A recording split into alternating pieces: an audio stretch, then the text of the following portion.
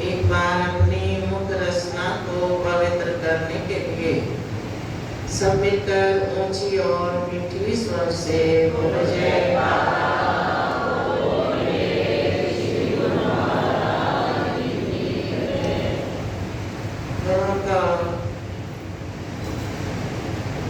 प्रेमी जन जब अपने इष्ट देव के सन्मुख पहुंचते हैं,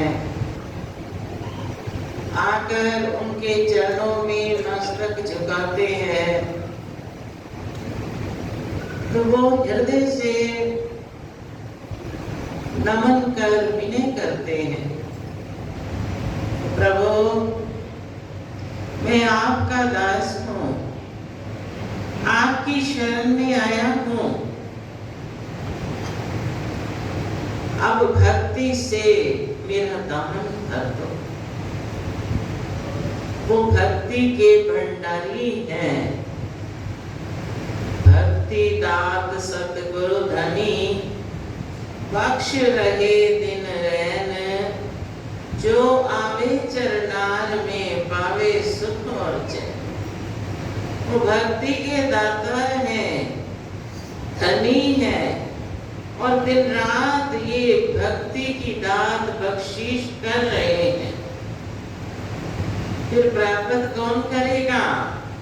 जो उनके चरणों में चलकर आएगा, जो आवे चरनार में, फिर वो क्या प्राप्त करता है? पावे सुख और चैन। उसको सच्चा सुख, आत्मिक आनंद प्राप्त हो जाता है, जिसको पाकर उसकी रूह गदगद हो जाती है। हम रोज गुरु महिमा में भी पढ़ते हैं, और हर प्रेमी अपने मन में ये अनुभव भी कर सकता है कि हमारे दिल की क्या ख्वाहिश होती है कि सतगुरु सदा प्रसन्न रहें और हम उनसे ये दात पाकर अपने जीवन को सफल बनाते रहें। हर प्रेमी अपने प्रभु की प्रसन्नता पाना चाहता है। और गुरु महिमा में भी पढ़ते हैं कि गुरु की आज्ञा धुर से आई, जो है बहुत अमोलक भाई। गुरु की आज्ञा माने जोई, ताको विघ्न न लागे कोई। गुरु की आज्ञा फंद छुड़ावे, मनुष्य मुक्त रूप हो जाए। हित चित्त से जो धारे कोई, गुरु प्रसन्नता पावे सोई। हम रोज पढ़ते हैं, लेकिन एक एक शब्द पर विचार करें तो एक एक शब्द हमें बहुत बड़ी शिक्षा देता है कि जो सतगुरु आज्ञा कर रहे हैं वो धुरधाम का वचन है। उनका हुक्म धुर से आया हुआ है।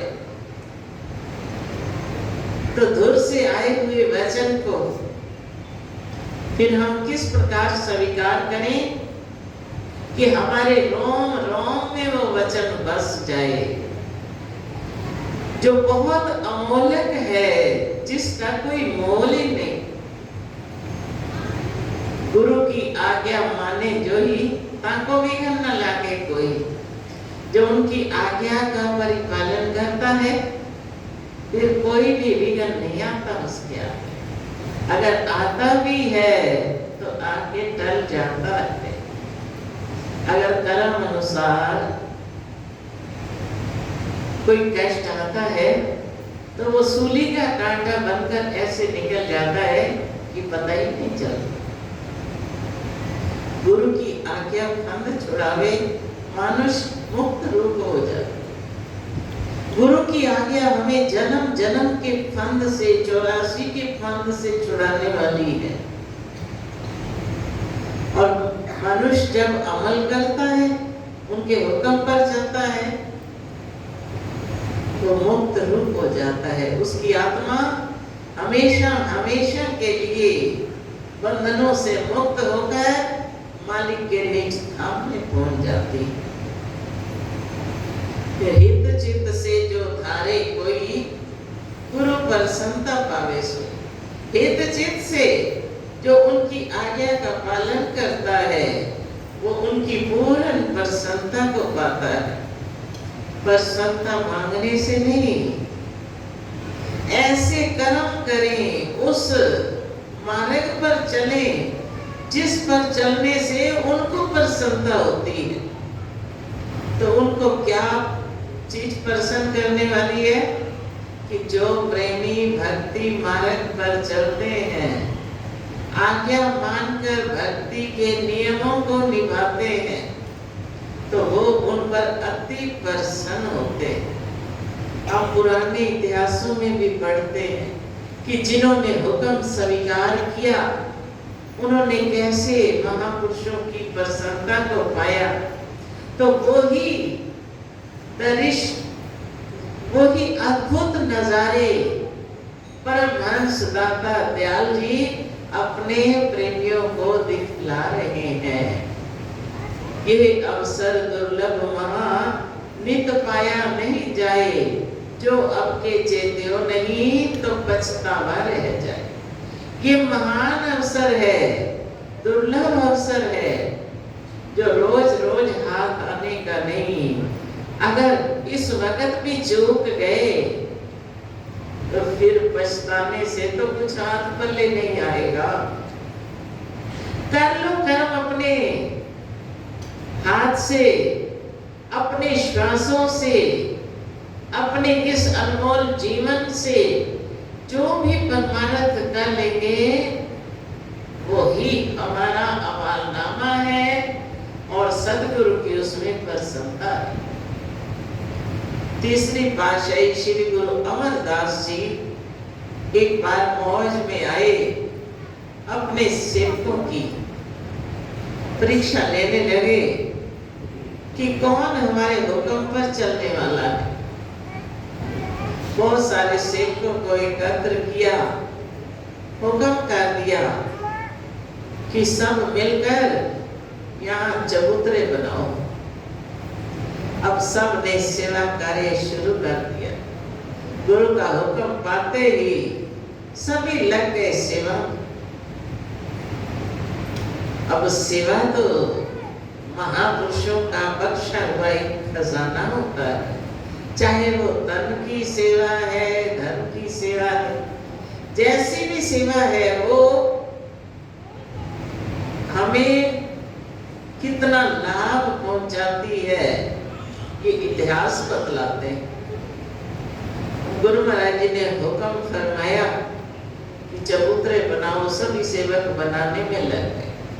जब बन गए, देखने आए तो फरमाया इन सब को गिरा दो। उनको गिरा दिया गया। फिर हुक्म हुआ कि इनको बना दो। फिर बनाने शुरू कर दिए। फिर गुरु महाराज जी देखने आए, ना जाने उनकी क्या मौज छिपी थी। उनकी मौज को ये जीव बेचारा क्या जान सकता है। ऐसे 3-4 बार जब किया तो कुछ सेवक जिनका दृढ़ विश्वास नहीं था, सेवा कर रहे थे। कहते हैं ये गुरु महाराज जी क्या कर रहे हैं, बार बार बनवा रहे हैं, गिरा रहे हैं, कितना नुकसान हो रहा है इससे। लगता है इनको, इनकी अब उम्र हो गई है, इनको लगता है पता नहीं चलता। अब मन कितना पापी है कि सतगुरु के वचन पर भी संशय करने लग जाता है और अपने आप को पूर्ण समझता है। अब बहुत सारे सेवक वापस चल दिए कि कौन ऐसा करे, बार बार बनाए, बार बार गिराए। अब गुरु महाराज जी तो जितने थोड़े बहुत सेवक बन रह गए थे उनको फिर हुक्म देते कि चबूतरे बनाओ, फिर आते तो गिरवा देते।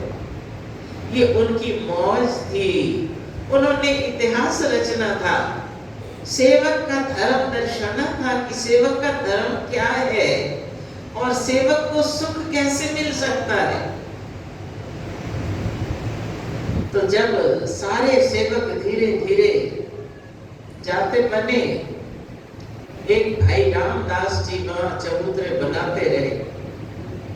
तो अंत में जब अकेले बच गए तो गुरु महाराज जी पूछते हैं, भाई रामदास, सारे सेवक तो चले गए, तो आप क्यों नहीं गए?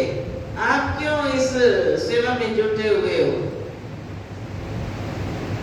हम तो बनवा भी रहे हैं, गिरवा भी रहे हैं, सब चले गए, आप भी चले जाते। हाथ जोड़कर प्रार्थना करते हैं, सच्चे बादशाह, सेवक का तो काम है हुक्म की पालना करना। जो सतगुरु आज्ञा करे दीजे शीश चढ़ाए, जो वो आज्ञा करे उसको सिर माथे धारण करना सेवक का एक धर्म है, फर्ज है। हाथ जोड़कर कहते हैं, स्वामी सच्चे बादशाह, हमारा तो ना बनाने से मतलब, ना गिराने से मतलब, हमारा तो आज्ञा से मतलब है। जो आज्ञा है, चाहे वो बनाने की है, चाहे गिराने की है, हमने आज्ञा का पालन करना है और हमने कुछ नहीं देखना।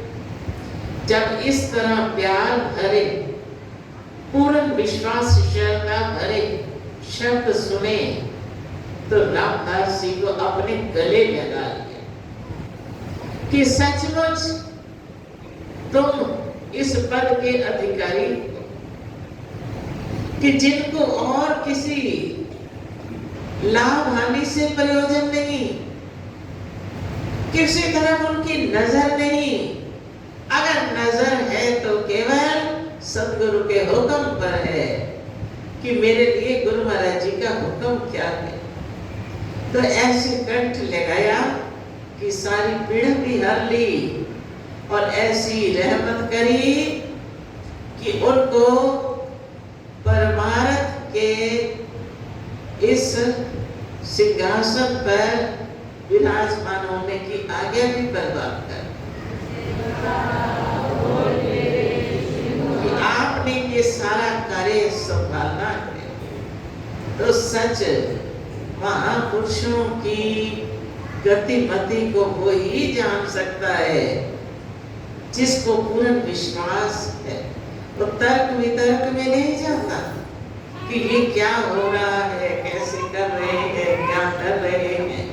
ये सब मन के बहाने हैं जो मन हमारे अंदर बैठा हुआ हमारे साथ शत्रुता करता है, इस पथ पर चलने के लिए विघ्न डालता है। तो इस मन के कहने पर ना चले। जैसे आप बोलते भी हो, इस मन दे आखे ना लगिए, इस मन दे आखे ना लगिए, इस मन दे आखे ना लगिए, इस मन दे आखे ना लगिए। ये साढ़े आखे नहीं लगता, ये साढ़े आखे नहीं लगता, असी मन दे आखे ना लगिए, असी मन दे आखे ना लगिए। प्रेमी कहते हैं कि ये मन तो बड़ा शैतान है, पथ पर रुकावटें डालने के लिए तैयार है, तो हम इसके कहने पर ना चलकर सतगुरु के हुक्म पर चलते जाएं, उनकी मौज को सिर माथे धारण करते जाएं। तो सेवक का जो कर्म है, जो धर्म है, वो यही कि वो गुरु की आज्ञा मानता चला जाए। तो जैसे हमारे श्री सतगुरु दाता दयाल जी हमें फरमाते हैं कि गुरुमुखो घर में रहो, अपना जीवन आराम से काटो, लेकिन घर में रहते हुए भक्ति के 5 नियमों को दृढ़ता से अपनाते रहो। उनमें कभी भी नागा ना आने पर फिर नित्य प्रति भजन अभ्यास करें 2 घंटे, चाहे वो 2 बार करें, 3 बार करें, ये भी छूट दे दी। ये नहीं कि इकट्ठा नहीं बैठ सकते तो एक समय पर ही करना है, वो भी छूट दे दी। जैसे बच्चे को माता पिता डांट डराते हैं कि बेटा ये काम कर लो, अभी नहीं करते, थोड़ी देर बाद कर लो। तो महापुरुष भी अपने प्रेमियों को कितने प्यार के बंधन में बांधते कि प्रेमियों जिस समय भी समय मिले उसी समय करो, लेकिन 2 घंटे भजन अवश्य होना चाहिए। और आरती पूजा भी नियम से सुबह शाम करें और प्रेम सहित मन लगा के करें। तो हम अपने अंदर विचार कर देखें कि हमारा मन कितनी बार हमें धोखा देता है, कितनी बार सतगुरु की आज्ञा से हमें वंचित करता है। तो वही जो मन शैतानियां करता है, हमें आज्ञा पर चलने के लिए रुकावटें डालता है, तो वो हमारा मित्र नहीं। सतगुरु सच्चे मित्र है, इस लोक के भी साथी हैं, परलोक के भी साथी हैं। तो इसलिए जो हम रोज गुरु महिमा में पढ़ते हैं कि गुरु की आज्ञा धुर से आई, जो है बहुत अमोलक है, कि सतगुरु की आज्ञा धुरधाम से आई है, बड़ी अमोलक है। इस पर अमल करते जाएं, करते जाएं, करते जाएं। जब हम इस पर अमल करेंगे, सतगुरु की पूर्ण प्रसन्नता होगी और हमारा जीवन सफल होगा। बोलो जय